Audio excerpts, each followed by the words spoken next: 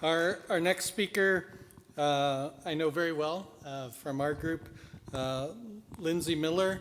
Lindsay joined the Swine Vet Center a couple of years ago and has been helping us a lot here and is going to speak with us this afternoon on revisiting PRRS regional control in a new area. As Paul said, my name is Lindsay Miller. I'm an associate veterinarian with Swine Vet Center, and I will be talking to you on my experience with regional control, specifically the PRRS virus.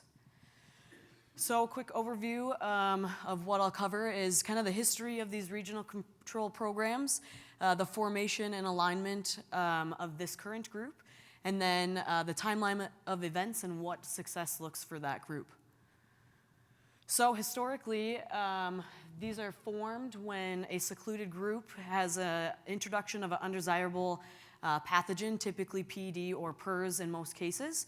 And some examples that you might be familiar with would be the Manitoba PED project, which you can see, and I apologize, it's a little small here on the screen. Whoops. The success of that program, they have a detailed graph here where the amount of economical damage from PED is shown in a bar graph, and in 2024 you can see how it went from quite a large number here and dropped all the way down to almost nothing. So a successful group there. And then currently Denmark is working on the elimination of PRRS from their country. So you can see a map of, this would have been a map presented at the McKean conference in June. So their efforts there, I believe they're in year 2 of that project. And then one more familiar to Minnesota would be the North of 212 project that attempted to eradicate PRRS from that area as well. So now more specifically, this group, we kind of called ourselves the Sauk Center Area Farms and formed our group with the unfortunate events of spring of 2024, where in this low density area relative, if you can remember Igor's slide, he had the pig density map up there, and we'd be in the pale yellow portion in this region, which would be very low pig density, and then also had a very clean history. So we ended up in spring of 2024 facing 7 positive sites, which made up of 4 grow finish sites, 2 commercial sow farms, and 1 fair to finish site. So more background on the group. The group consists of 5 stakeholders, so 5 producers, in which there are 2 multiplier groups where at least part of their operation is making breeding livestock.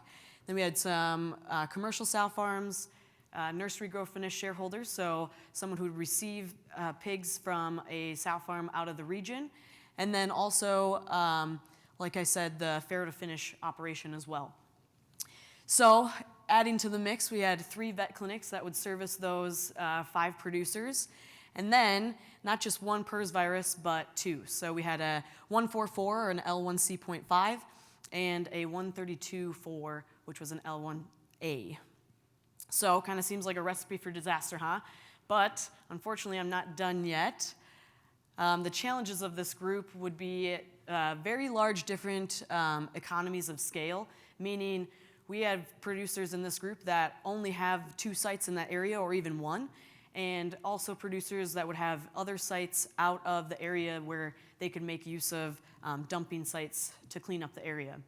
Motivation also, due to different impact of what a PRRS positive result would do for each producer was different. As a multiplier, be a huge deal and need to get rid of that as soon as possible. Whereas if you're a commercial finisher, it might not be as big of a deal. But then again, a commercial sow farm can be impacted just as much. And then also the understanding and experience of the group's experience with PRRS virus. Unfortunately, everybody had some experience with PRRS virus beforehand, but just on different levels, which also impacted the different views on approaching how to eliminate this virus from the area.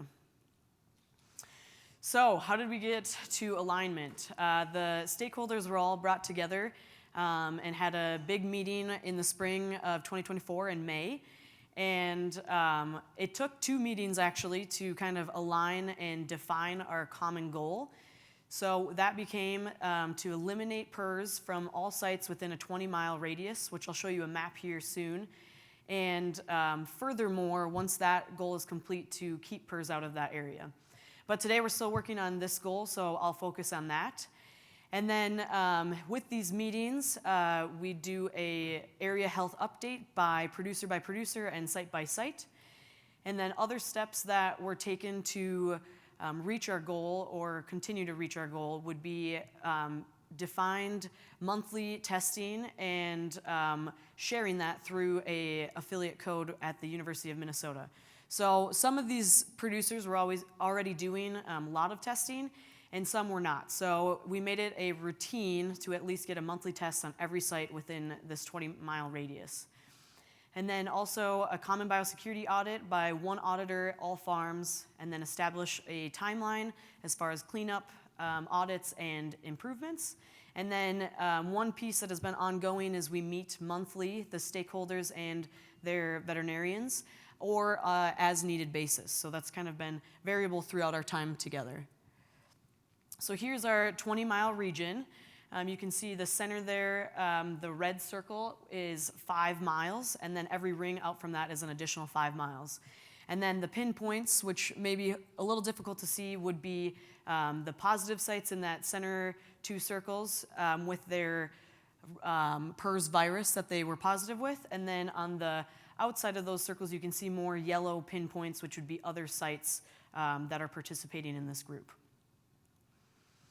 So if we blow the map up a little bit and dive into the kind of situation that started this group, I said it was a very low pig dense area, but here I'm demonstrating there is still a lot of proximity between these producers. So if you look on the top farm here is less than a mile away from a sow farm that is a different system. So a lot of proximity even though we have low density. And here's the 144 positives back in May of 2024. And you can see here it demonstrates quite nicely and unfortunately, but how well it moves around the area. We didn't dive into what specifically moved it around, but you can see it covered about an 8-mile radius within 1 month. So jumping into what we've done as a group and what we do in our meetings, trying to eliminate PRRS from the area. Here's an Excel sheet where we track our monthly diagnostics and listed by producer, site type, site name, and then the date that they were last tested with the results of that test. And then you can see on the very right-hand side, there is a days since last test. That is just a piece in there for accountability on the producer's end to remind them if they have any sites that are highlighted in orange to get them tested as soon as possible so we can keep an updated area health knowledge. So you can see that we're not perfect. There's a couple sites there that need to be tested sooner rather than later, and this is the most updated Excel. We just had a meeting last week, so this is updated as of last Thursday. And then you can also see the positive sites. We know that they're positive, so we're allowing them to kind of forego that monthly testing. So currently, you can see we have a farrow to finish operation, still positive, a finishing outfit, and a couple more on the bottom there. I'd also like to point out, I said there's 5 stakeholders, and if you look on the producers, there are 7 listed. So the bottom 2 producers are more of a periphery, rather than a stakeholder, a participant that are willing to test and share their results that would possibly impact the core of the 20-mile region. So a common biosecurity audit was done in August of 2024. We had one auditor, which was myself, to remain as objective as possible and the least amount of bias. And then we had one form, which the multipliers in the group were both DNA genetic multipliers. So we had some familiarity with the multiplier scorecard that they use internally. And we just chose 4 categories out of that scorecard, which were outside biosecurity, entry biosecurity, farm biosecurity, and transportation. So once this was completed, we shared the results within the group openly, and then also set goals to make improvements. So the audit form, these were the 4 areas of focus, and just to give you a little more detail of what those areas really dug deep into. Outside biosecurity would have been really heavy on what's your distance to the nearest positive animals or unknown status. So right away, starting out, this scored really low because of how many positives we had in the area. And then also perimeter boundaries and general appearance of a site, as such as feed spills or rodent control. Entry biosecurity was focused mostly on personnel entry. So do we have requirements for downtime? Is there a Danish bench? And as well a shower for in and out. And then farm biosecurity would be more so protocols and everyday activities on the farm, such as supply entry and then mortality removal. Transportation biosecurity also focused on do you have a dedicated trailer for each phase of production, and then where do you wash those trucks? So here's an example, a snapshot from that scorecard. You can see on the left-hand side there is the criteria, and then the scoring section in the middle with room for comments. And then on the right-hand side, you can see that we were able to give an actual score to each category, which ended up giving us an average for that category. And then from there, it made it very simple to compare versus each farm. So here are the results from the original Common Biosecurity Audit back in August of last year. And you can see we set a goal to be above 80% as a region before kind of the beginning of PRRS season, which we defined as October 1st. So you can see here we have a lot of red, a lot of yellow, and a little bit of green. And from there, in our discussion on what needs to be improved, we identified common issues across all producers. So not necessarily every producer had an issue with each one of these, but every producer had an area to improve. So some of those were supply entry opportunities, not using all in or all out D&D rooms, and then also not adding a temperature or a time piece of that entry process.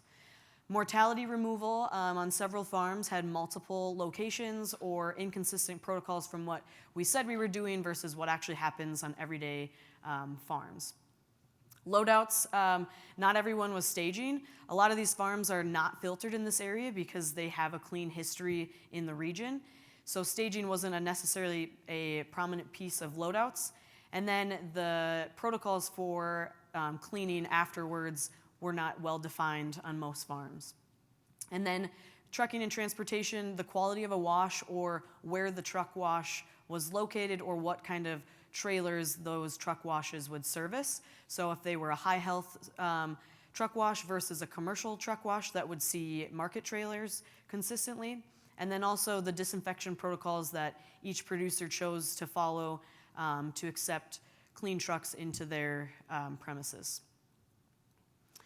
The other big piece to any success that this group has had is establishing a timeline. So from the start of our group back in May of 2024, we had 4 positive grow finish sites that we decided we wanted cleaned up before the beginning of fall, so September 1st. And we were going to do this either by marketing those animals or moving them out of the region to further south locations where they can finish their finishing phase.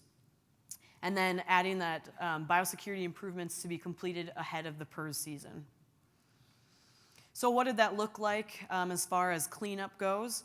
We had a lot of discussions in the group together about separation of caretakers where it's possible, and if it wasn't possible, how to implement a biosecurity matrix where you do the cleanest sites first for the day and then work your way into PRRS sites, and to make sure that when you're returning to a clean site, you have a shower somewhere in between there. Resource sharing was a huge part of this group. This would be having availability of your own sites or knowledge of available sites outside of the region that would be an opportunity to move positive animals outside of our 20-mile radius. Transportation routes were also discussed to make sure that we weren't driving by clinical PRRS animals from our PRRS positive sites right across the negative sites. So transportation routes were discussed with the group, and I think that was a huge success to keep the virus to that singular site. And then we talked a lot about the cleanup of the actual site itself. So whitewashing, fumigation, downtime, making use of those tools to ensure that the next group that moves into that site remains negative. And then again, I touched on before, moving or dumping groups when or if possible to clean up the area quicker. This definitely hinged on the size of the operation and what opportunities were available and the time of year. So here's what our biosecurity audit looks like today. This would be updated, self-reported updates, but you can see a lot more green than red and yellow from the previous one. So we still have a little bit of work to do in the farm biosecurity. We're not quite to our goal, but otherwise we've reached our goal. I think one really cool story out of this group was Farm D. If I go back a couple slides to the original, if you look at Farm D, they had an average of 75%, and I think they get the most improved award, as if you go to where they sit today, they are at 87. So still a little opportunity for transportation biosecurity, which should change when they change their truck wash site to a high health truck wash when that opportunity arises. But I think that was a great example for the group itself to have someone that really took accountability and said that I'm serious about this and I'm going to make major improvements and set a great example for the group. So here's our timeline of PRRS positive sites to date. So you can see we started with 7 sites back in May of 2024, went up a little bit to 8, and then slowly progressed down throughout the fall and winter to 2 sites. And unfortunately, we were not spared in this spring's very PRRS positive events, and we had some periphery activity in May around the area, and eventually it made its way into the group during June and July. So today we sit at 5 sites positive, and hoping by the end of October that's down to 3. And we'll continue the group meeting and looking for ways to improve and eliminate this virus from the group. One fun thing that was fun to be a part of with this group was the open dialogue and discussion. We talked on all of these things up here on the screen, manure management, and discussed the timing of that, especially during pit pumping season. If we've got empty sites, we should really be pumping those while they're empty rather than waiting until they have a new group of PRRS negative animals. So risk mitigation, cleaning and disinfection protocols. Not only were we focused on cleaning up grow finish sites during the cleaning up the area, but also got into scour control on sow farms and what sanitation looks like in farrowing. Talked a lot on stage loading processes and how we could possibly do that on some of these farms that weren't doing that before the audit.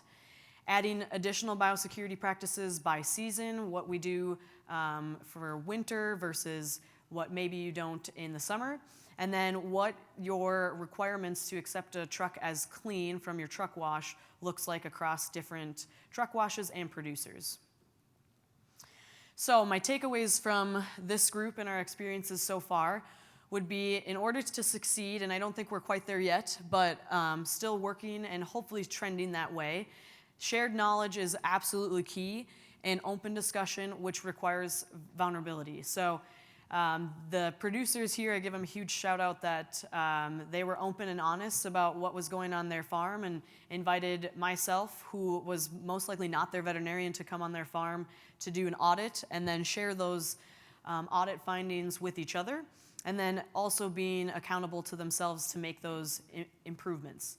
And then the up-to-date testing results, I think, is huge, just to know what's going on in the area and what you can do for biosecurity and biocontainment. So well-defined timeline, I think, is also a huge piece of success. I think oftentimes when these groups are put together, there's not a defined timeline, and things without a deadline truly don't get done, or at least don't get fully done. So a well-defined timeline was definitely on our side. And then with that, with timelines, unfortunately, you got to add some patience in there. I was really optimistic that we would have this area cleaned up by now, and then the spring's events kind of pushed us back to where we started. But learning from the Denmark group in June when they were in Ames talking on it, they're also in their second year, and they've had some backward steps as well, but it seems like it hopefully continues to trend towards negative in that second year. So with that, I would like to thank the stakeholders of the Sauk Center area farms. They truly are the success of the group with their accountability and vulnerability, and then the support from the other veterinarians involved. So my colleagues at Swine Vet Center that are involved, Swine Services Unlimited, Fairmont Vet Clinic, Protein Sources, and Suidae, and then also DNA Genetics for letting us use the form, which was crucial to analyzing the group. So with that, I'll take any questions.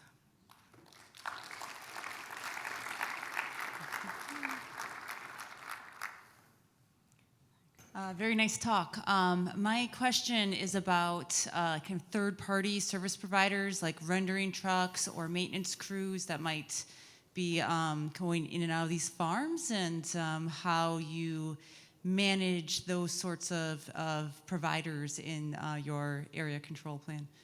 Yeah, very good question. Outside third-party facilities like rendering, thankfully we only have one farm that renders, and they would take that off-site, and the only other rendering in that area seems to be dairy animals, so kind of safe there. Otherwise, maintenance was very highly discussed, especially during positive outbreaks, or when we had our kind of second outbreak in the group. And just sharing with the group what you typically do for downtime requirements and things like that, I think has been a crucial piece to the success and the learning for the group of maybe to bulk up their biosecurity. And a couple of those sites used well-monitored truck washes? Yes, yeah, we had a couple sites that were using very high health truck washes. Hi, Lindsay. Thanks for the presentation. It seems that your goal is to eliminate like within 20 miles, right? But in 20 miles, there are different other producers. And it seems that activity like within those producers are causing your like increase back to 5, 6 again. So what's your plan on that? How to control that? Yeah, that's a very good question, Jack.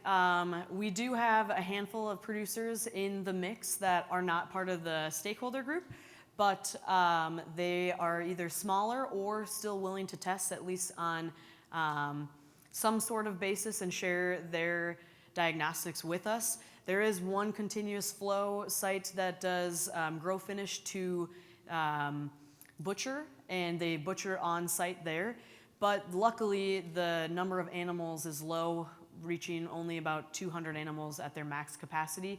But that is something that the group has really talked about and tried approaching that producer on, can we get you a clean source of animals, or could we get some downtime out of that? I think today, while we've got some of the stakeholders still positive, we're focusing on the actual stakeholders of the group. But once we get that cleaned up, I think we will start to try different avenues to reach some of those other producers that may not be a main stakeholder. Daryl? Paul, what does a well-monitored truck wash look like? They do a lot of, they have a lot of inspections because they're working for multiple genetic companies, so they have a lot of site inspections, and they also do a lot of swab testing. Yeah, a lot of testing, and even some of them would have GPS trackers to make sure that their trucks are going where they say they are. I think we got one question way in the back.